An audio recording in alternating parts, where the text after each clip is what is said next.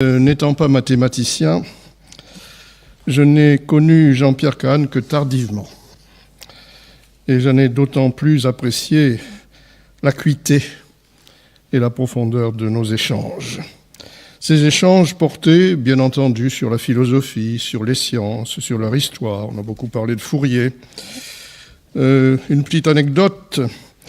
Lorsqu'on a découvert dans la bibliothèque de l'Institut l'importance d'un carnet de Boilly, de caricatures de scientifiques de l'époque du début du XIXe siècle, il s'était beaucoup investi, d'ailleurs avec une grande jubilation, dans cette publication qui avait... Boilly avait croqué d'une manière très très malicieuse quelques grands savants de l'époque, Cuvier, Fourier lui-même, etc., etc. Alors, lorsque Jean d'Hercourt, en 2005, a décidé de créer dans le sein de l'Académie un comité consacré à l'histoire des sciences et à l'épistémologie avec le soutien de nombreux membres, dont Pierre Buzer, qui en fut le premier président, Jean-Pierre Kahn a été très naturellement associé à cette entreprise dont il devait devenir par la suite vice-président. Jean d'Hercourt, toujours lui, le désigna en quelque sorte d'office comme président du Comité national français d'histoire et de philosophie des sciences au moment de la candidature française pour le 14e congrès de la division de logique, méthodologie et philosophie des sciences de l'Union internationale. Sans nul doute, son poids personnel ne fut pas étranger au succès de cette candidature qui conduisit au congrès de Nancy en 2011, lequel reste un congrès important. Jean-Pierre Kahn vint d'ailleurs à Nancy donner une conférence dans le cadre des conférences publiques organisées sous l'égide de l'Académie des sciences sur le thème « Est-il vrai que la Terre tourne ?» Voilà. Alors, c'est encore à Jean-Pierre Kahn que l'on doit, au cours d'une conversation avec Catherine Bréchignac, l'invention merveilleuse des 5 assets de l'histoire et de la philosophie des sciences à l'Académie des sciences, qui sont un grand succès.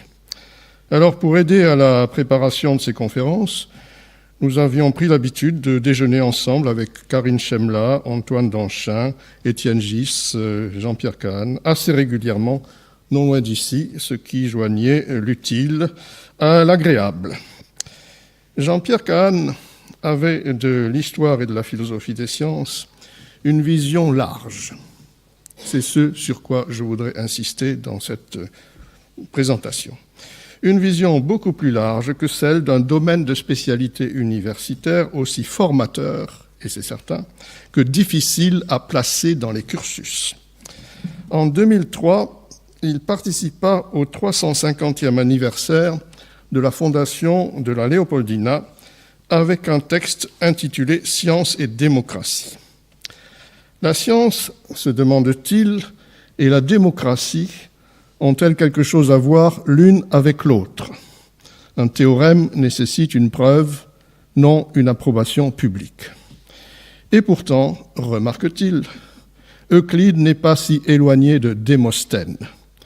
Le débat public sur l'agora, la discussion de sujets politiques et l'argumentation raffinée des orateurs ont ouvert la voie à une exposition élaborée des mathématiques les plus modernes de l'époque. La merveille de la langue grecque peut être considérée du point de vue de l'interaction entre démocratie, histoire, philosophie et mathématiques. Fin de citation. Arrêtons-nous sur le lien entre démocratie et mathématiques, lien à multiples facettes. Il arrivait fréquemment à Jean-Pierre Kahn de parler de Platon. Le livre 7 de la République traite, entre autres, de l'utilité de l'arithmétique et de la géométrie pour le gouvernement de la cité. Gouvernement confié à une élite soigneusement formée, celle des gardiens de la cité, autant guerriers que philosophes.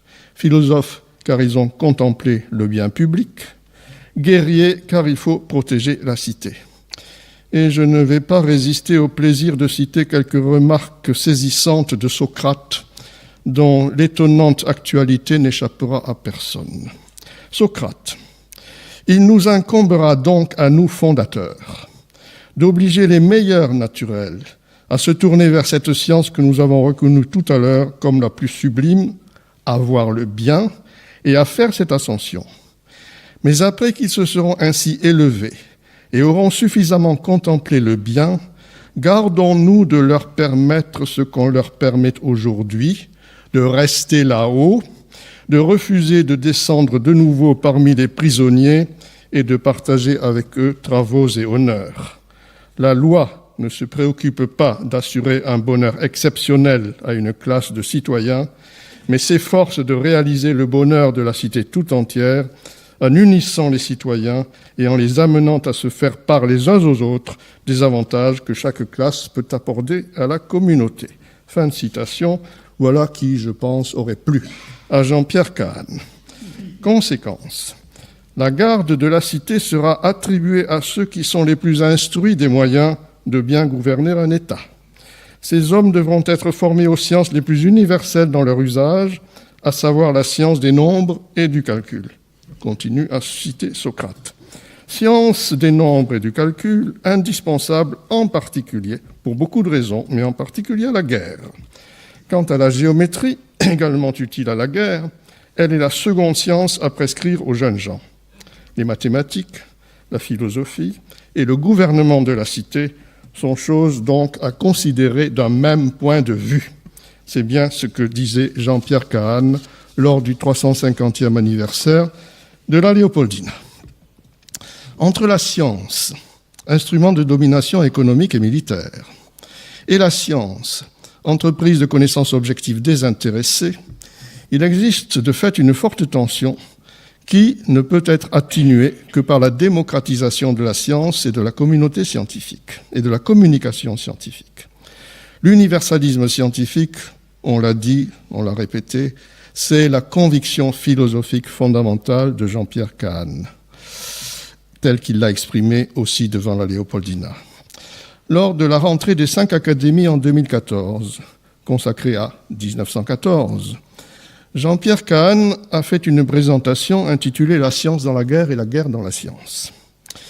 Il y a porté un jugement sévère sur les conséquences de l'exclusion de l'Allemagne de la coopération internationale en 1919, politique à courte vue. Il écrit « C'est en France que le développement scientifique s'est ralenti après la guerre, non en Allemagne. Dans la décennie des années 1920, qui a vu la naissance de la mécanique quantique et un essor considérable des mathématiques dans le monde, la part de l'Allemagne, de l'Autriche et de la Hongrie est bien plus importante que celle de la France. » Fin de citation. Et d'ailleurs, ce matin et aussi cet après-midi, beaucoup de savants originaires d'Europe orientale ont été mentionnés. Et il a donné, dans d'autres circonstances, des exemples plus récents. Et il a raconté une histoire édifiante. Au début des années 1980, l'Agence nationale de sécurité américaine réalise l'importance de la théorie des nombres et de la géométrie algébrique pour la cryptographie, considérée comme un domaine sensible. L'agence s'adresse à l'American Mathematical Society pour que celle-ci lui soumette les articles de ce domaine avant publication. L'AMS discute et après discussion, elle refuse, considérant cette pratique comme contraire aux intérêts de la science aussi bien qu'aux intérêts de l'Amérique. La libre circulation de la science est donc fondamentale pour la vie scientifique aux yeux de Jean-Pierre Kahn. Dans un colloque sur la transdisciplinarité tenu à l'École normale supérieure en 2004, Jean-Pierre Kahn, après avoir analysé quelques rapports de conjoncture du CNRS, déclare qu'il doit apparaître dans toutes les disciplines, sociétés savantes, académies, la préoccupation de sciences et sociétés, ce qui était nouveau à l'époque. Cette préoccupation transversale exprime une demande sociale sur les sciences, leur relation aux besoins sociaux, la manière dont les performances scientifiques interagissent avec l'économie et avec la vie des hommes. Le rationalisme optimiste de Jean-Pierre Kahn s'est exprimé dans bien d'autres occasions. Dans un chapitre du volume « La rationalité scientifique aujourd'hui », chapitre intitulé « Sur l'origine et la portée des concepts mathématiques », Kahn écrit d'une manière pour moi assez fulgurante, je cite, « Les philosophes ont décortiqué la nature et la production des concepts mathématiques en partant du corpus constitué par les mathématiques classiques. Je ne m'interdirai pas de parler de mathématiques classiques, mais je tenterai de montrer que, classiques ou non, les mathématiques créent des concepts en permanente évolution. Cela jure avec l'usage du terme de concept comme représentation solide, intangible, et aussi avec l'image ordinaire des mathématiques comme repère fixe dans l'ensemble des sciences. Et il conclut, l'origine des concepts mathématiques se trouve dans le monde des hommes, non pas dans les idées platoniciennes. Et leur portée tient à leur généralité et à leur simplicité. Il y a souvent une grande distance entre l'origine et la portée, et cela atteste l'efficacité très raisonnable, pas du tout déraisonnable, des mathématiques. Fin de citation.